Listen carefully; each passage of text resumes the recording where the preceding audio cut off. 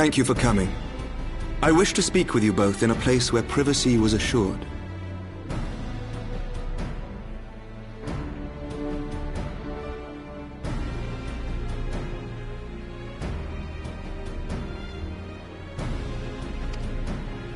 We quite understand. What was it that you wished to discuss?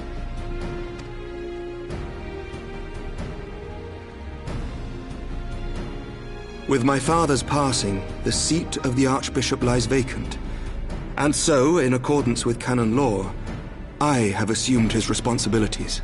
I should stress that this is a temporary measure. It was never intended that the Lord Commander of the Temple Knights serve in this capacity indefinitely. Quite the opposite.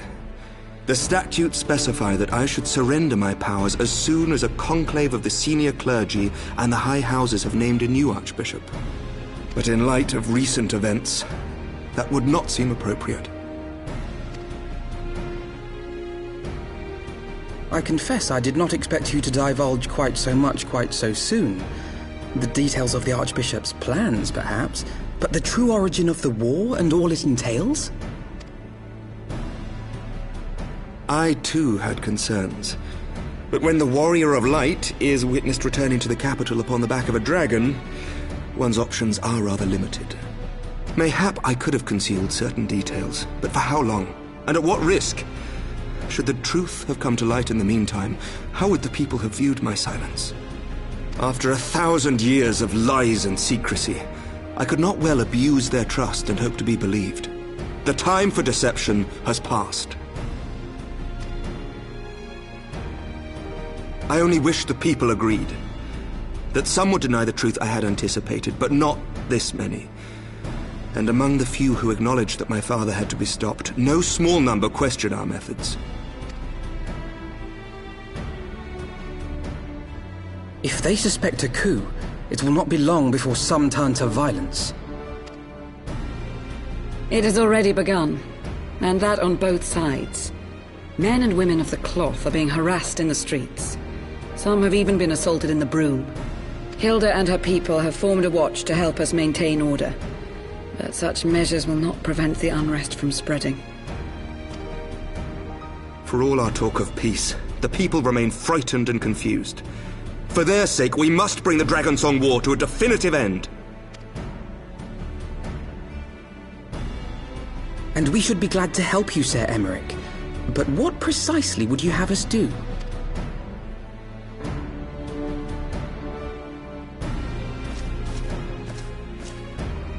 We wish to treat with the dragons of Annex Trine. To that end, I would trouble you for an escort and an introduction.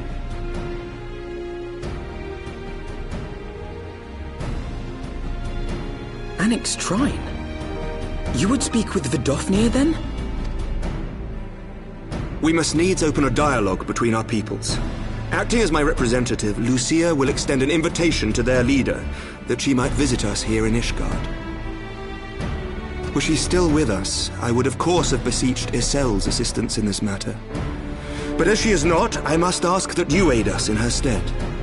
Will you do us this favor?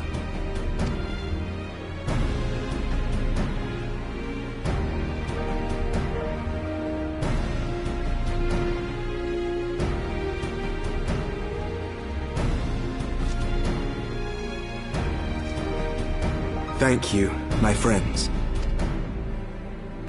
Lucia, I leave the rest to you.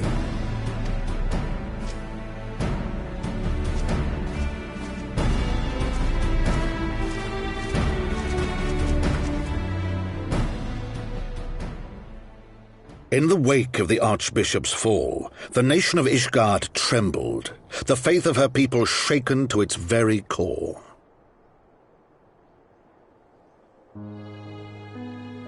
For 1,000 years had they fought and died, certain of the justice of their cause, only to be told that their holy war was born of the sins of their forefathers.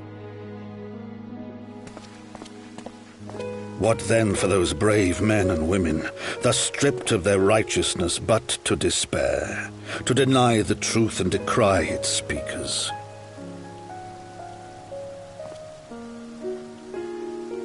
And what then for those whom they defamed but to hope on, to have faith in a brighter tomorrow?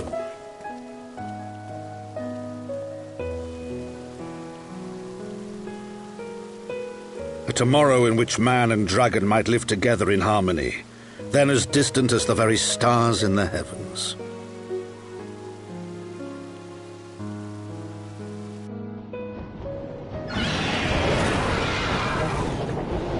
Yet while we dared to hope, deep within his lair the enemy lay, gathering his strength. Nidhogg, now possessed of his 2 eyes and the body of the Azure Dragoon, prizes to which he had laid claim at the very hour of the hero's triumph.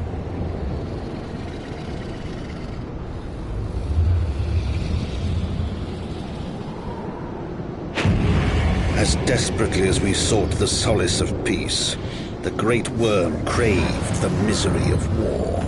Nor was he alone in his misbegotten desire.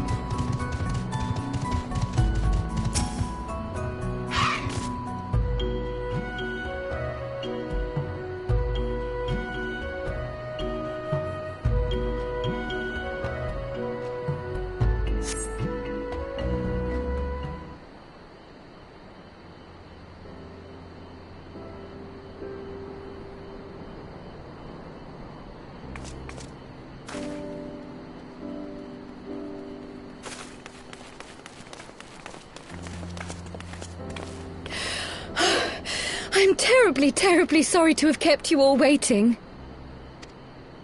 You need not apologize. We arrived but a moment ago ourselves.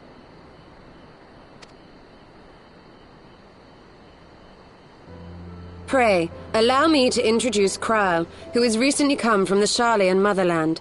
She has generously offered to assist us. Oh, please, think nothing of it. A trip to Eorzea was long overdue. You must be the Warrior of Light. Yes, you certainly do look the part. A pleasure to meet you at last, miss. And who is that I spy but young Alpha No Levieux himself? I dare say someone's grown an ilm or two in my absence. Or are those lifts in your boots? We, Miss Kryle and I met at the studium years ago. I shall forever be indebted to her for her sage guidance. It was no small task keeping him out of trouble, believe you me. The youngest ever to enter the studium, him and his sister, 11-year-old prodigies. Suffice it to say, social graces were not among his list of talents. Striding up to his seniors on his first day, head held high. What was it he said again? Thank you, Kryle.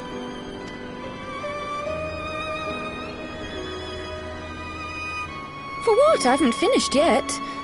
Would you care to attempt a more dexterous deflection? Mayhap we should save this delightful conversation for a more fitting occasion, when pressing matters do not demand our undivided attention.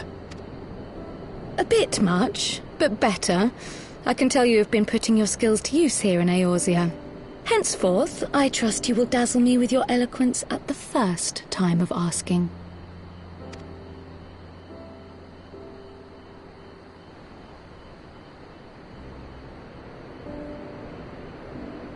Right, on to more pressing matters. Finding Minfilia and the other missing scions. I gather you have new information to share with us. A new approach, actually. Tataru recounted the tale of your escape, and it gave me an idea.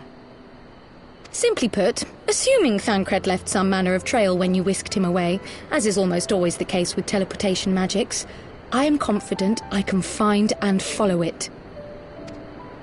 Then what are you waiting for? The wherewithal to do it. The fact is, my abilities aren't quite up to the task. Not in themselves, anyway. If I had Master Matoya's crystal eye, on the other hand... Then let us all call on her forthwith. I think it best that you explain your plan to her in person.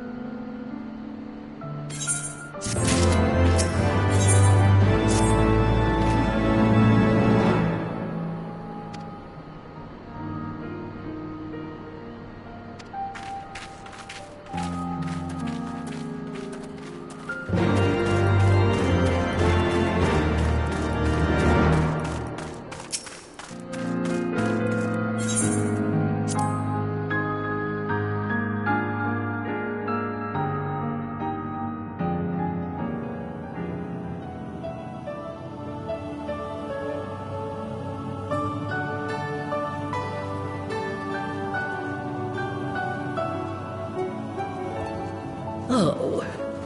Is that trouble I smell? Or did you forget to wipe your boots on the way in? Forgive us, Master Matoya. We will be sure to wipe them on the way out. And may I say how glad I am that age has not yet deprived you of your senses. Ever so quick-witted, aren't we? To the detriment of your manners. Well, out with it then. What do you want?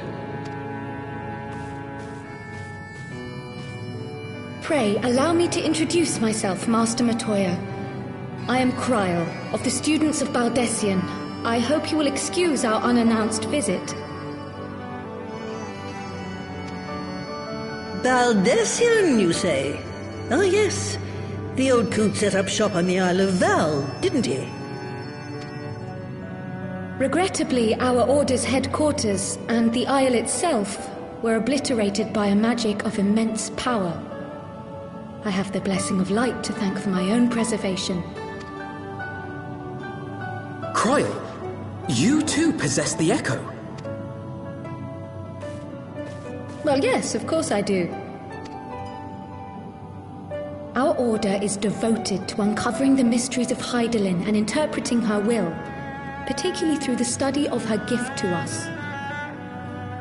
It was in the course of these studies that I met and subsequently befriended Minfilia. She and I have rather a lot in common. I had no idea. You weren't supposed to. Not that I wanted to deceive you, you understand, but precautions had to be taken. Yes, that's all well and good, but you still haven't told me why you're here. The students of Baldessian are gone, and there is naught I can do to change that. But the signs of the Seventh Dawn can yet be restored, and my dear friend found. You have in your possession an ancient crystal of light, one you call your crystal eye. I believe I can use it to focus my abilities and locate one of the missing scions. And there I was, thinking you might want to make use of my years of experience. Oh, wait here.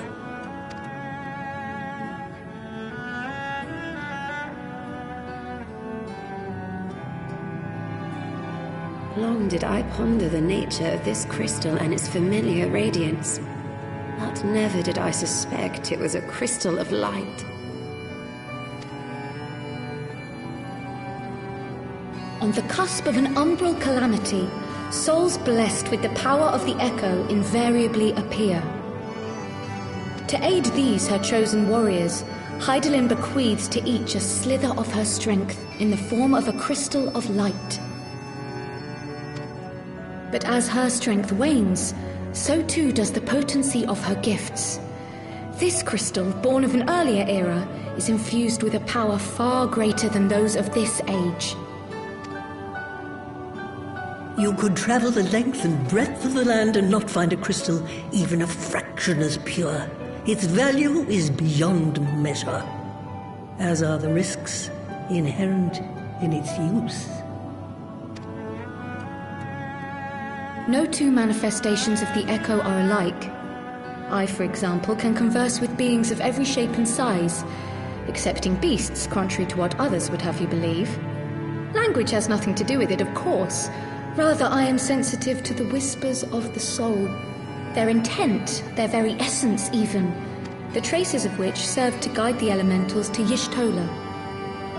Far-fetched though it may sound, I believe that with your crystal eye, I may be able to pick up where they left off and follow the remaining trail to Thancred. That is, if I have your permission.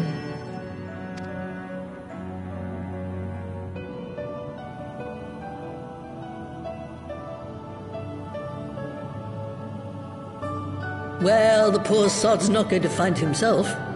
So, as long as you don't drop it or take it out of my sight, you may do with it what you will. Thank you, Master Matoya.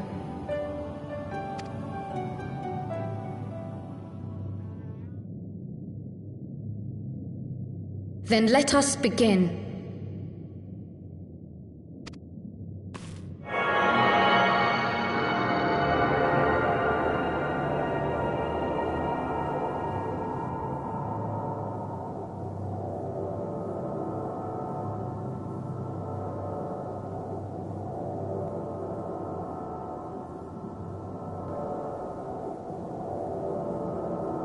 From the Black Shroud, the trail continues to the north and west, towards a mountain, the foot of Som Al.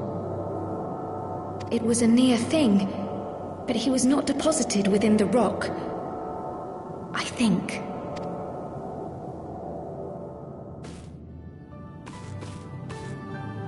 The hunters of Tailfeather know those lands well. I say we begin our search there.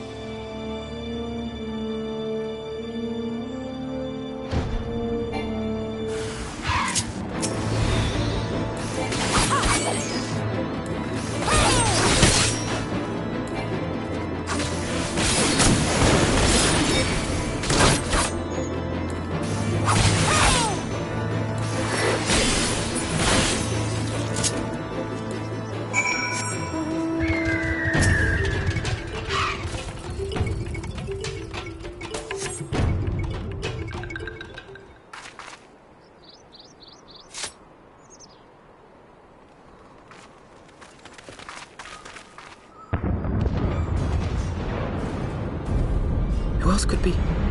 Thancred! It could be Thancred! We must hurry!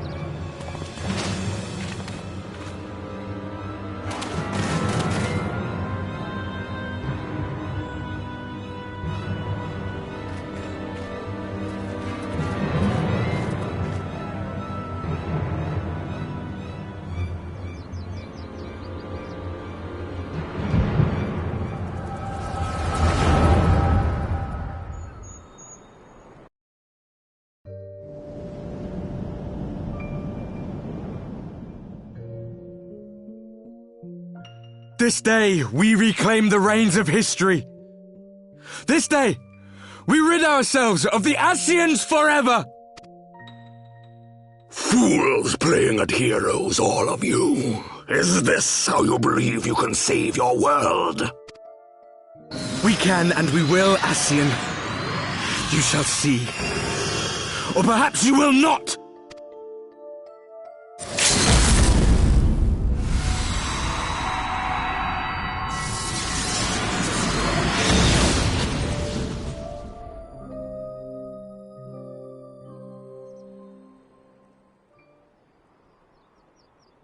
So you are the warrior of light, the savior of Eorzea.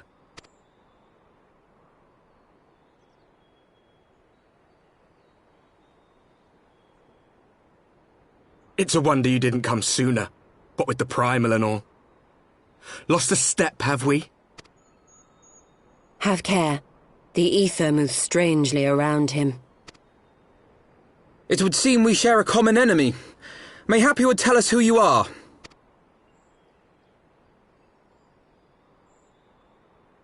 Shall we show them?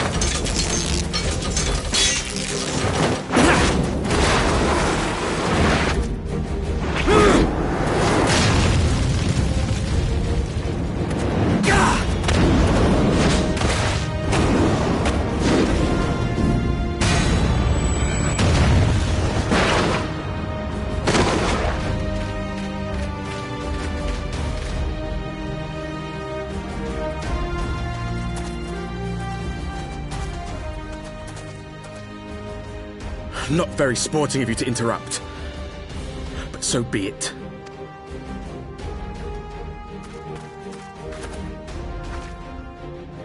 Mark well our faces, warrior of light, for we are the warriors of darkness, walkers of a different path, and we shall meet again.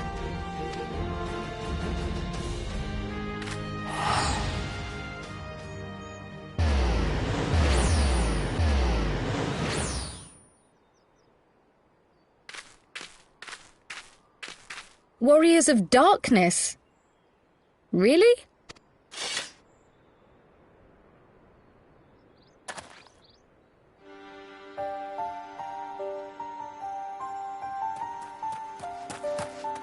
Thancred! Are you all right?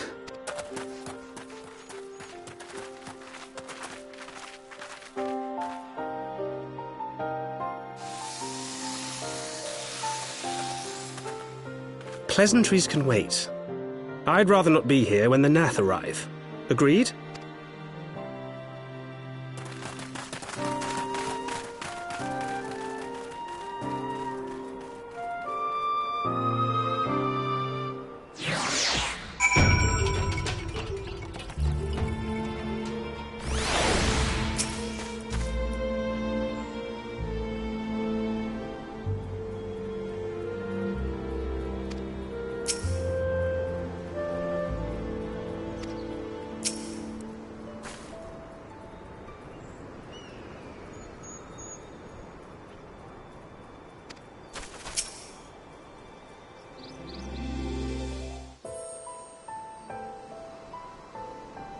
Suffice it to say, our reunion was not at all as I pictured it. Waiting until the last instant to join the fray. 'Tis plain you have not lost your appetite for the dramatic. My appetite for the dramatic? Have you forgotten the circumstances of our parting? The heroic last stand, the tunnel filling with light, and then... Had I known you intended to use forbidden magics to deliver me to some god's forsaken wilderness, I would have thanked you in advance. Thancred.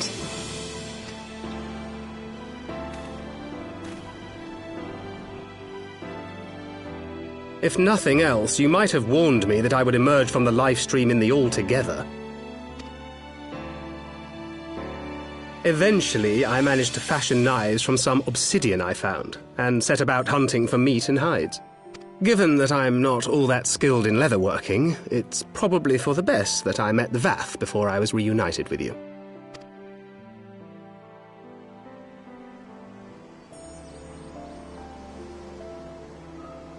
So you were the fleshling clothed in skins of whom the storyteller spoke? A description which fit me as ill as the skins themselves. Happily, I was able to trade with the Vath for garments better becoming a man of refinement. From them I learned of Ravana, and of the great warrior who had once laid him low.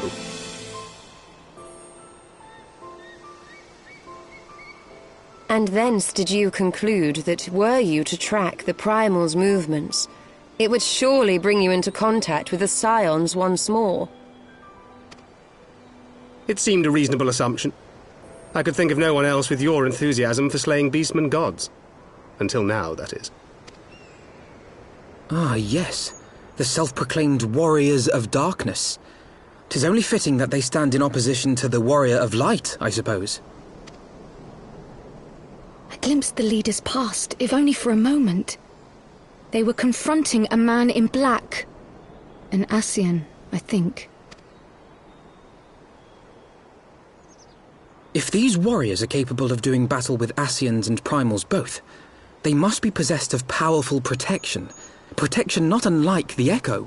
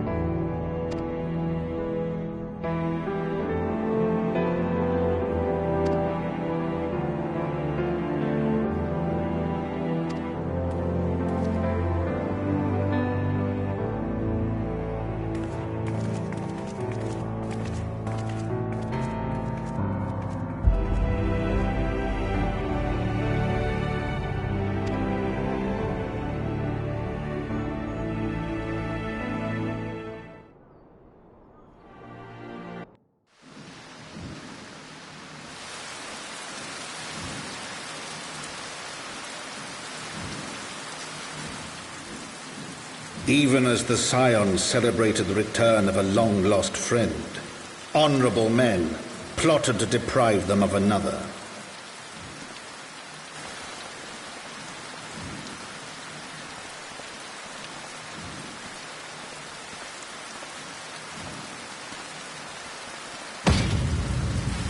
Honorable men, to whom Sir Emeric was no hero, but a scheming patricide.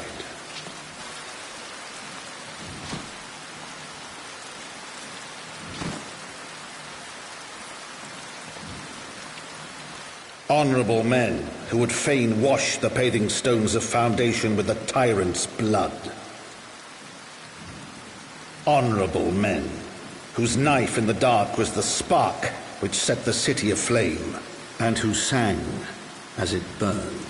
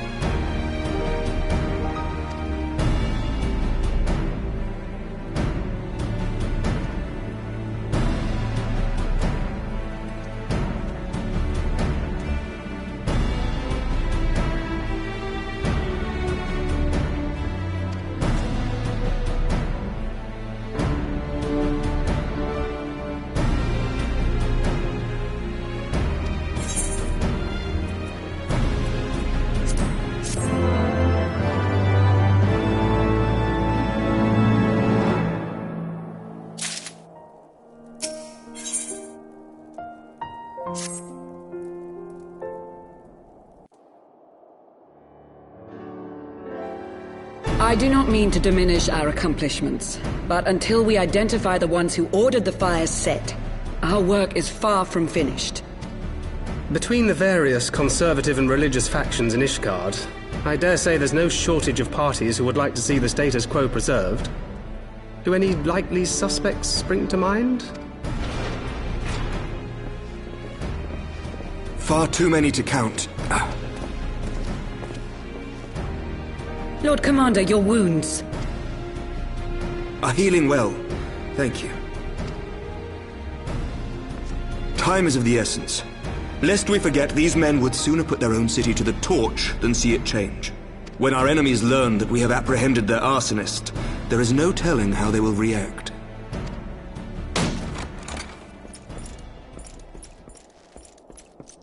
Lord Commander, an armed mob has seized control of the vault. And now we know. Tell us what happened, sir. Spare no detail.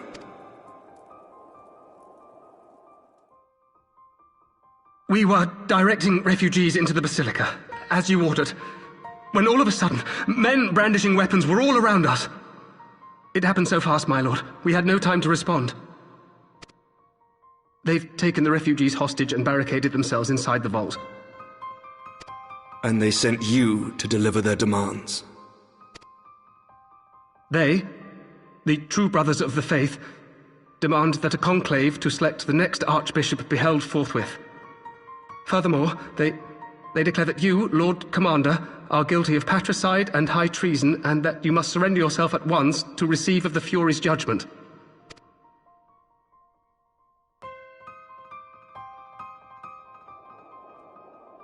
Ridiculous!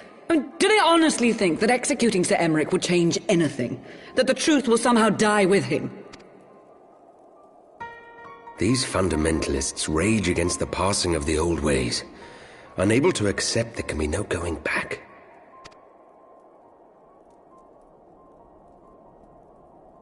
Given the fanciful nature of their demands, a peaceful resolution does not seem likely.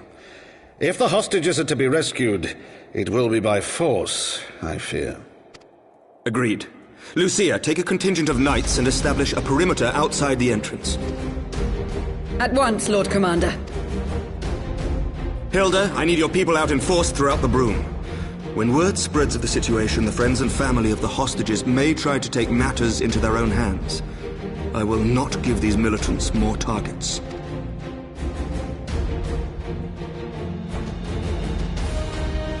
I shall lead the assault on the vault. Master Alphino, can I count on the support of the Scions? Of course.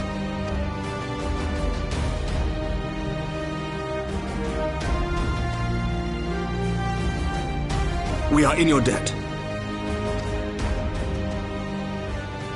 I shall join you as well, Lord Commander.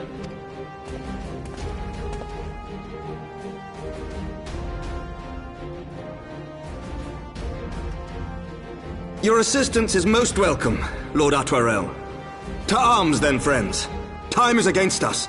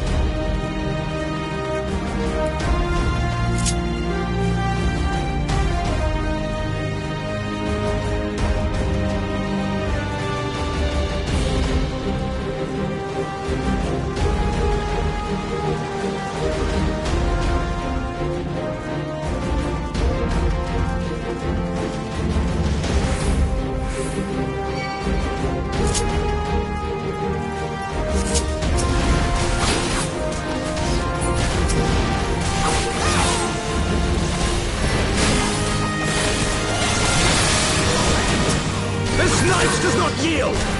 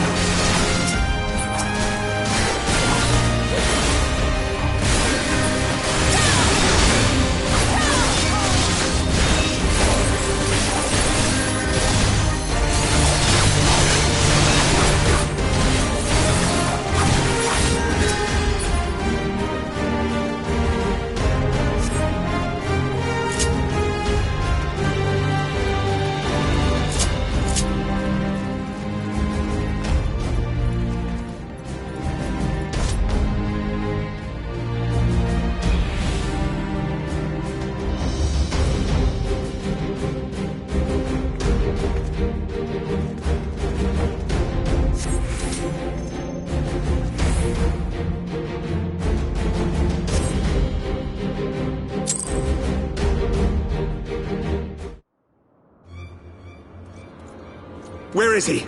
Where is he?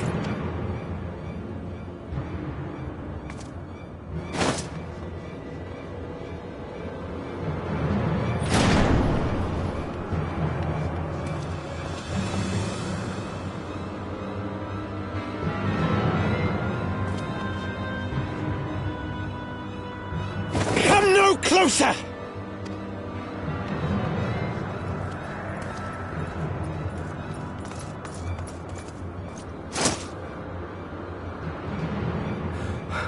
You have nowhere to run. Release the girl and surrender. Surrender to whom? The blasphemer who throws wide the gates to our enemy? Who breaks bread with him and calls him brother? Ungodly swine! I would sooner die than surrender to you. Is it godly to spill the blood of an innocent child? To burn the homes of your brothers? Tell me, priest, is that godly? Do not speak to me of godliness, heathen! Your father's blood is on your hands, as is hers!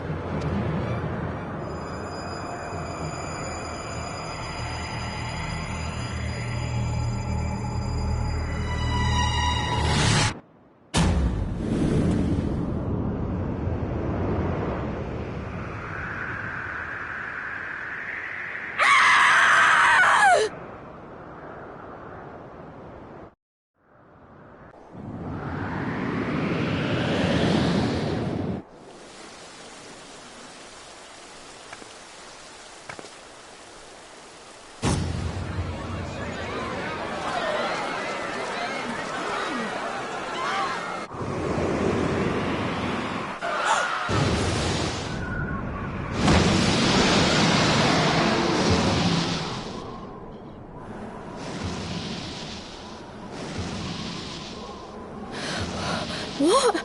But I...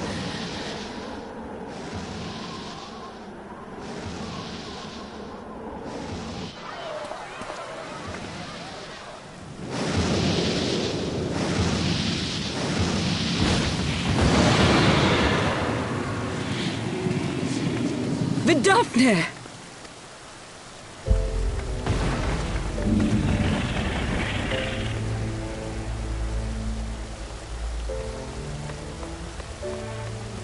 Well met, knight. Mayhap I chose an inopportune moment? Not at all. Pray forgive us this most unworthy reception. We are honored to have you with us, and right glad of your aid. Fortune delivered the child unto me. I had but to receive her. Thank you for saving me. Thou art welcome, child.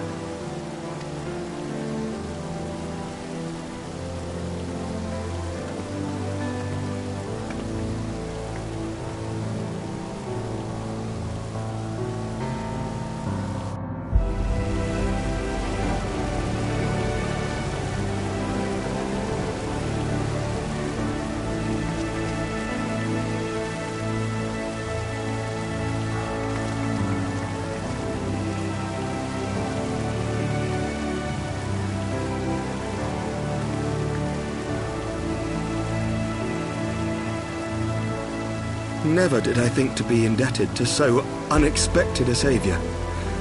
But full glad am I to be so.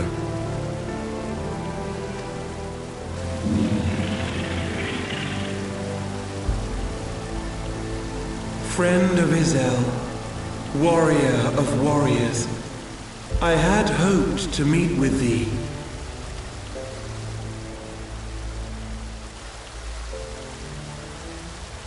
I bear a message from my sire. From Bracefelder? Upon returning to our lands, Nidhogg's shade did sing unto his brood, and they for skies unknown did then take wing. This thou must know, for your fates are inextricably bound. What of Estinian? Is he truly lost to us? Such matters are beyond my ken. I but bear my father's words. Take from them what thou wilt. Fare you well, mortals.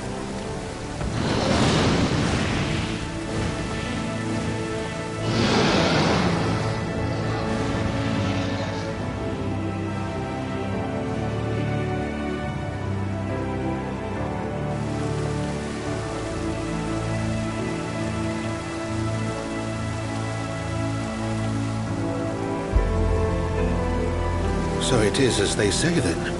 A great white dragon swooped down from the heavens to rescue an innocent child. A most unexpected turn of events, but not an unwelcome one. The people will not soon forget this day.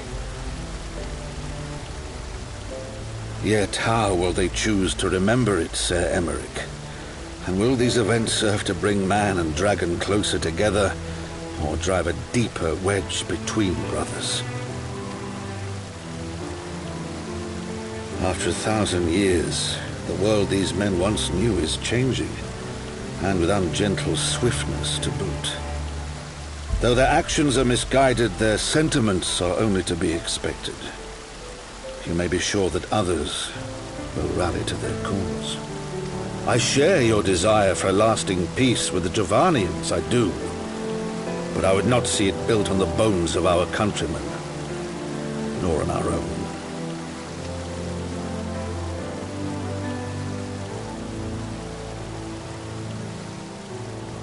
I see much of Horsefar in you, and I could not bear to mourn the passing of another son. Lord Edmund.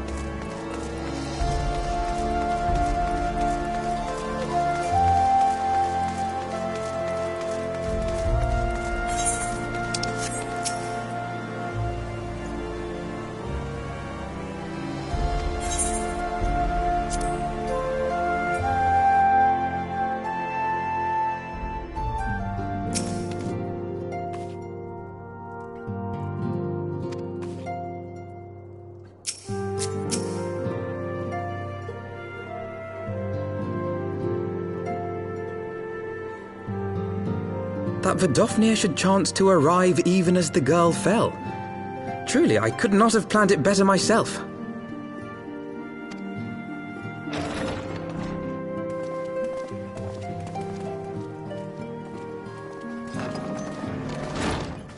Ah, good. We were afraid you might have left.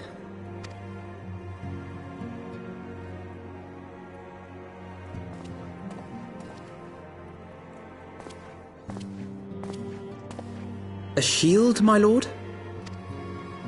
Fit for a true knight. An expression of our gratitude to you and yours, long overdue.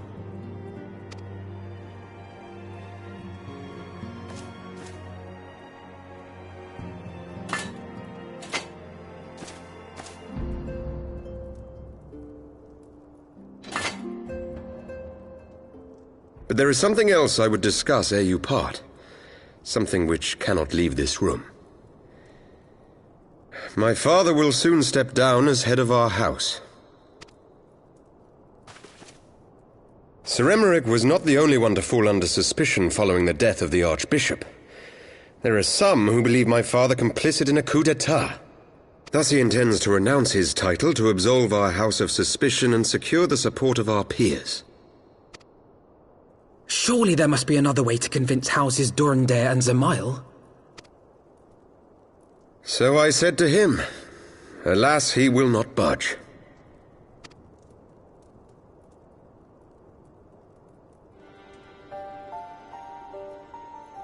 Ever since I was a child, I knew that I would one day succeed my father.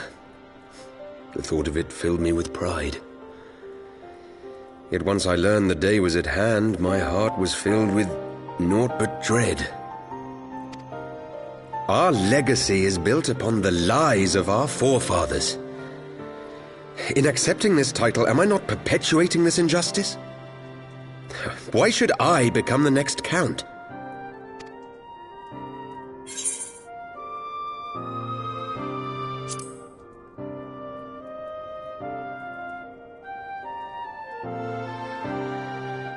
You sound just like him.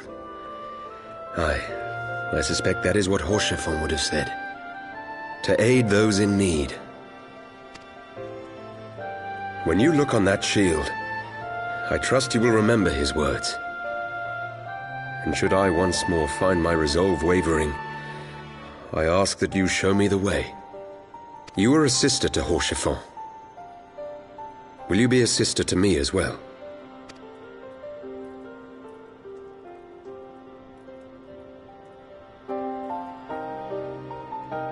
Come, Manalaine. There's much to be done. For father, and for Sir Emeric, and for Ishgard.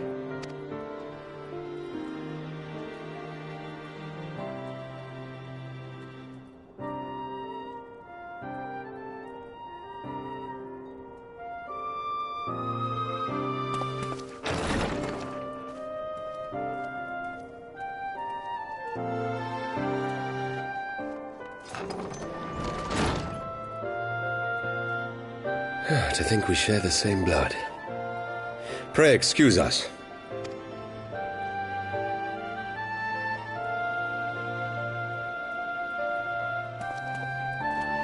Those were the days of promises and vows, of tentative first steps into an uncertain future. A future shaped by the choices we made, in ways we could never have foreseen. Born of good and evil, of light and darkness, and shepherded by our hand. Be it for weal, or be it for woe.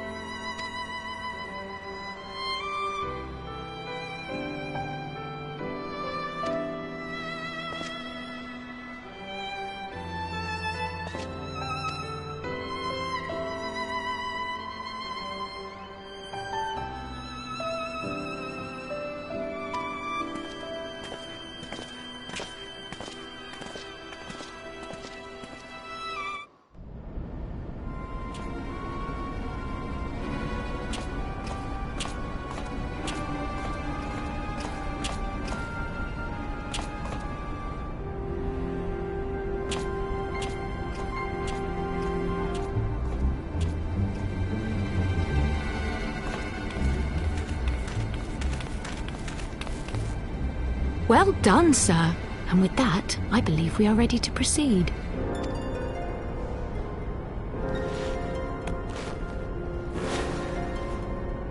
Let us be about our business, then. The next patrol may not be so credulous.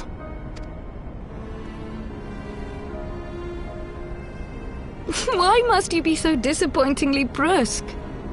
You're not at all as Minfilia described, you know. I don't think you favoured me with so much as a single compliment since we set out. Tell me, did your time in the wilderness sap you of all your charm? Or are you holding it in reserve for your beloved?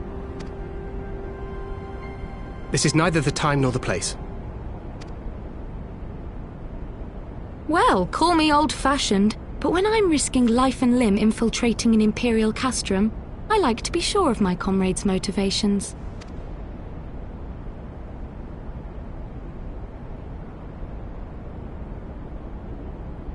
I see now where Alphino gets it from.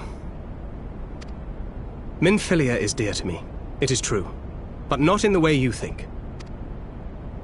15 years passed, when she was still but a child. There was an incident at a parade. A Gubu broke free of its fetters and ran amok through the streets of Uldar. Had I been more attentive, I could have prevented it. But I was distracted, and her father was killed. I feared she would never recover. But in the years that followed, she showed herself to be more resilient than I had ever imagined. And when she learned of her gift, she did not flinch from the responsibility, but sought to guide others on the path. She touched the hearts of all around her. Mine, Louisoix, every scion's. In those dark days following the calamity, she was our guiding light, our hope for a brighter future. She had so many dreams, and I would give anything to make them come true. My apologies. I can see she means the world to you. I did not mean to pick at old scars. No harm done, I assure you. But fair is fair, my lady. What is Minfilia to you? You mean you don't know? Only my dearest friend. When I finally emerged from my torpor, I learned that nary a day had passed without her asking after me. She never gave up hope. And neither will I. Then for Minfilia's sake, let us pray that these vestiges of Hydaelyn's intervention will lead us to her.